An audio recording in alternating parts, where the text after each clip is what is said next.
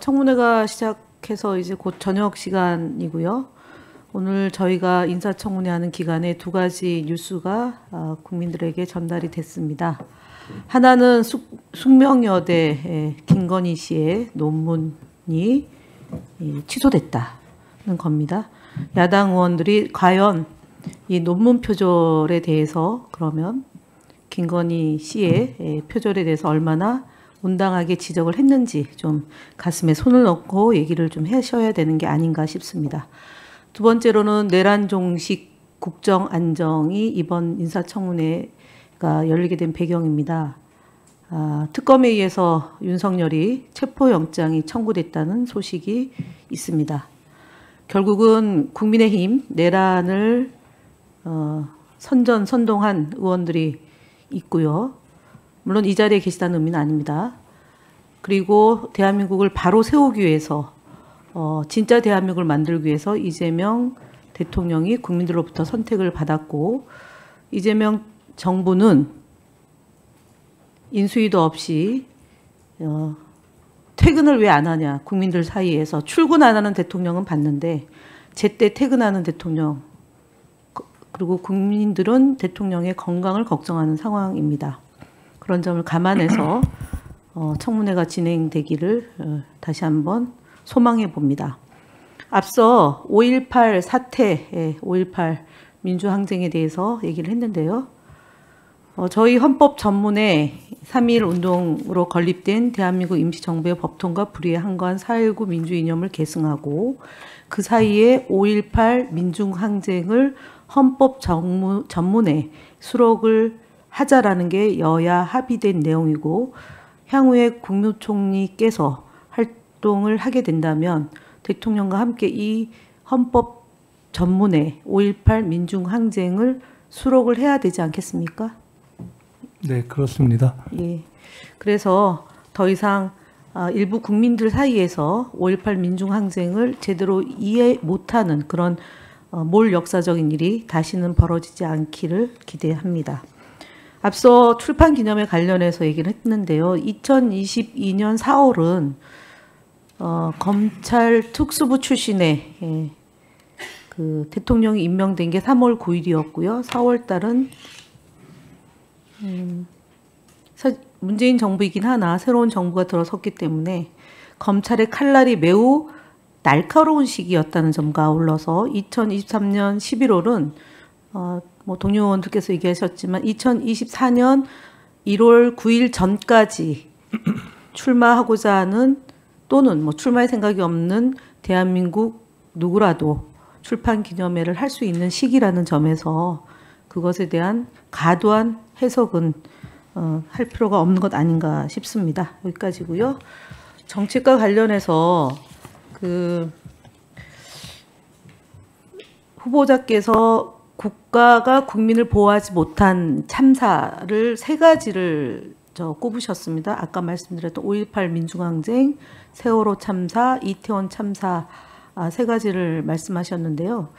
저희 본 의원실에서 이태원 참사에 희생되신 분들의 명단을 요청한 바가 있습니다. 근데 이제 비공개를 전제로 해서 명단을 받았는데 이게 최초로 나갔다는 겁니다. 혹시 알고 계십니까? 후보자님께서? 최초로 나갔다는 이 얘기는 뭐냐면은 사실은 예, 2021년도에 이태원 참사가 나고 난 뒤에 영정과 유폐가 없는 추모제를 지냈고요. 그리고 지난해는 국회의장장을 지냈습니다.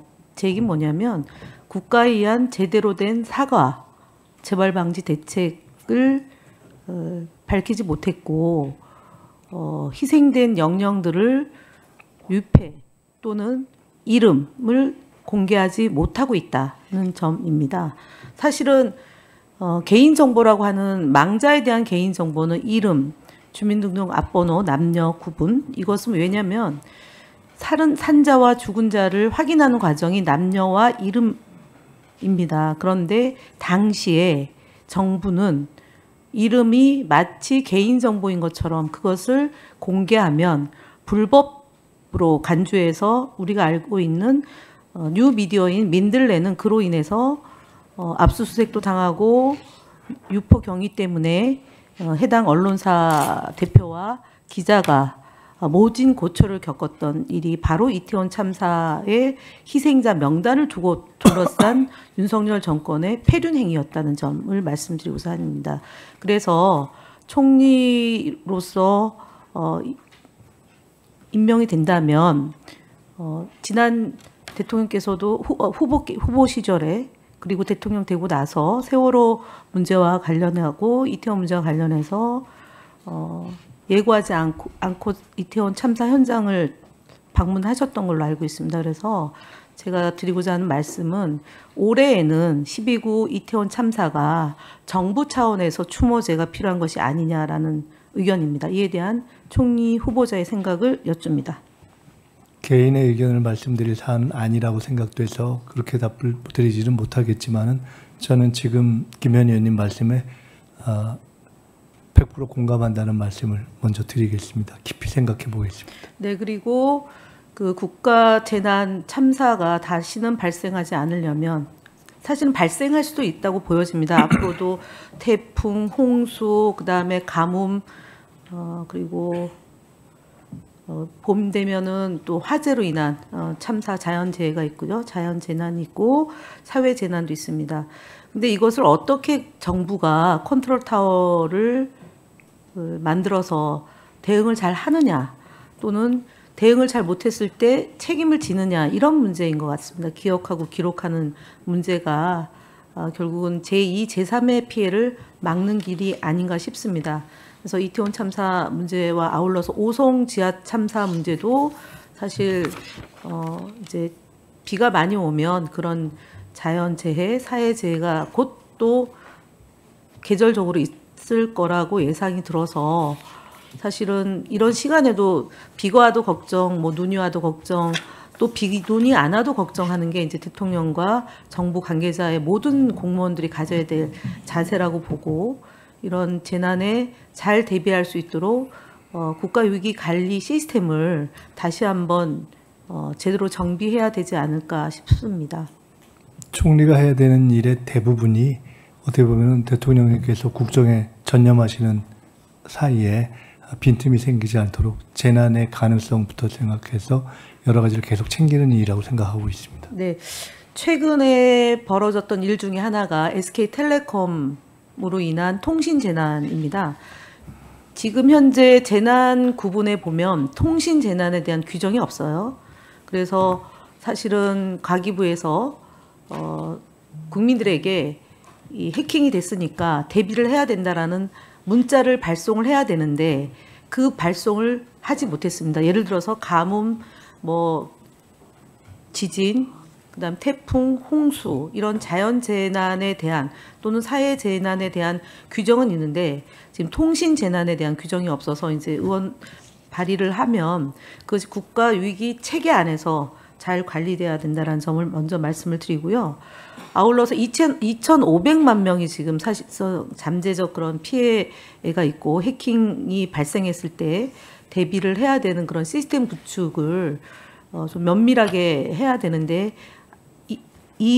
지난 정부에서는 그런 부분에 대한 것이 좀 혼선이 좀 있습니다. 그러니까 민간 영역에서 벌어지고 있는 해킹 사건은 예를 들어 가기부에서 관리한다. 내지는 국정원이 어디까지 이것을 들여다봐야 되느냐라는 걸 놓고 유심을 교체해야 된다라는 것을 사실은 국정원에서 초기에 유심을 빨리 교체해라라고 공무원들에게 공문을 보냈는데 당시에는 유심이 없어서 교체할 수가 없었거든요.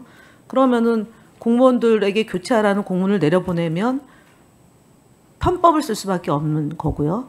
그렇다고 SK텔레콤은 그 방법이 아니더라도 그 안전한 시스템을 확보할 수 있는 여러 가지 다양한 루트가 있다고 얘기를 했던 그런 것이 있습니다. 국가기관에서 유심을 교체해야 된다고 얘기했고 SK텔레콤이나 가기부는 그 전 단계에서 보호할 수 있는 시스템이 있다라는 걸로 혼선이 있었기 때문에 국무총리께서 임명이 된다면 바로 그 SK텔레콤 문제를 어떻게 해소할 건지에 대한 국무총리 단위에서 그 가기부하고 방통위하고 개보위와의 그런 그다음에 이제